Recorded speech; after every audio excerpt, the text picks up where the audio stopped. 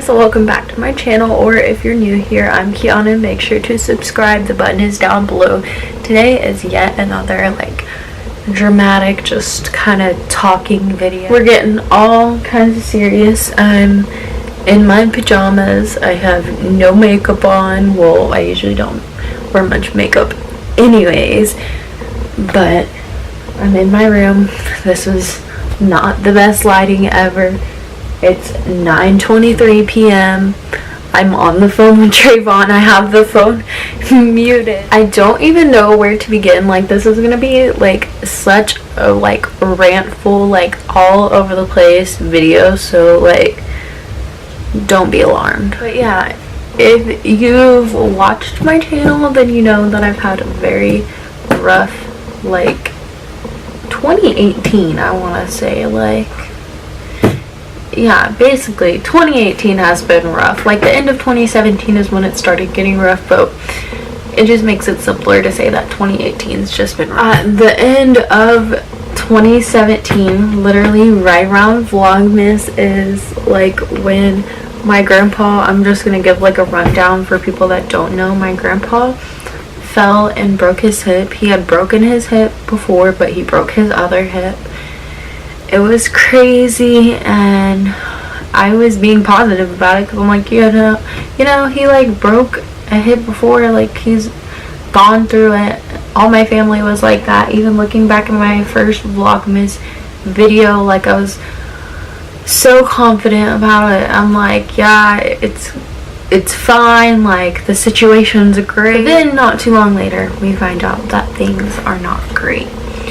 He went through surgery fine for his hip and everything. He also had a broken collarbone, but they couldn't do anything for that. And he had a ton of fluid in his lungs. And he had a problem with that before. He was always coughing up a bunch of stuff. It was just common for him.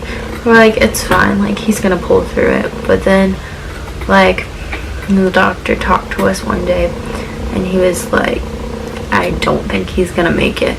His oxygen is only so much, and it needs to be this much for someone to be able to live. Rough to hear that, but at the same time, I also wasn't processing out at that time, because I was he's gonna pull through. It's Papa. He's freaking invincible, And it was also just even harder because my grandma was obviously taking it really hard, and I had to comfort her instead of focusing on my own feelings, because all these people were talking to her.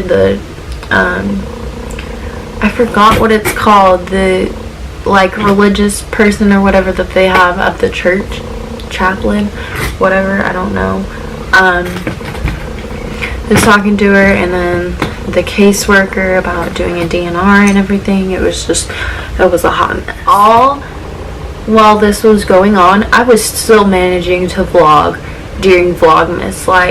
I was prepared. I was this is my first year doing Vlogmas. I want to do Vlogmas every day. I gotta do something. Even whenever I couldn't film throughout the day, I would spend all day at the hospital, and I would just vlog in the morning. I wouldn't vlog at the hospital. I'd vlog when I got home, and I'd still try to go and do things with Trayvon to get footage for Vlogmas.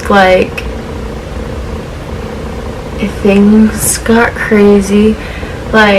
One night before he passed away, we all the nurse actually, we were trying to make a decision, and the nurse, we were telling her, we're we'll just all come up here tomorrow and do this. And she was we may not have until tomorrow. And so then we told them, okay, then we want to take him off the life support machine, but then we ended up not being able to do it. And so we had to wait till the next day anyways, and we get a call at 5 o'clock in the morning that's his stats are dropping, you'll need to get here. And by the time everybody got there, he had already passed away. And me and my grandpa were pretty close. For people that don't know, I was raised by my grandparents and everything, but I was closer to my grandpa just because he was super chill and everything. And he he took me to school every freaking day, even though he should not have been driving, honestly, like because of his age. But he drove me to school every day, literally, until he couldn't. Like, and he was also very supportive of me and Trayvon, and he loved Piper so freaking much. Like, oh my goodness. Like, the reason he fell that day is because he was looking down in Piper's playpen trying to pet her. And it's sad because, like, we have Pandy now, and, like, I just wish that he could meet Pandy because that would be so cool. He'd love her and just think that she's such a destructive little dog, because she really is, but I love her so much. And my grandpa wasn't really a person that talked a ton, but he was also, like, the most loved person in the world. He didn't talk much, but also, like, there were times where I'd feel, like, down on myself, and, like, with the way that my family treats me and everything, and sometimes he'd just randomly come up to me and hug me and, like, tell me how proud of me he is, and it just would make my freaking day. It's just crazy because at the same time, like, I lost my grandpa, but at the same time I also lost my dad because he was pretty much my father figure. And it's crazy because, like, he won't get to see me get married, he won't get to see me have kids, my kids won't get to meet him and everything. And I wish he could see what I'm doing now, because I'm getting started working and opening my own bank account and starting to drive and everything. And he was the only one that ever really probably believed that I could do all of this stuff. I usually don't cry. Like, this is, like, totally unexpected, guys. I did not think I was gonna cry. I'm just glad that I got as many years with him as I did, because if you don't know, he's also had, like, a ton of trouble, like, being in and out of the hospital. Like, first time was, like, years and years ago. He broke his neck and everything, and so he couldn't turn his neck because it was fused together. And so then my senior year, he broke his neck again. And then a year later, he had pneumonia, and then he broke his hip, and then he broke his hip. When he fell and had pneumonia, it was super scary. Like, I genuinely thought that was gonna be the end, because he was losing oxygen, and, like, they lifted him into the bed because he had fell in, like, the bathroom or whatever. And I was watching him while my grandma called 911, and he was just, like, breathing, like, super heavy. Like, I had to step away because it was just, like, scaring me. Like, I can't even explain. The story is just to always cherish what time you have, because you never know when the last time is going to be the last time.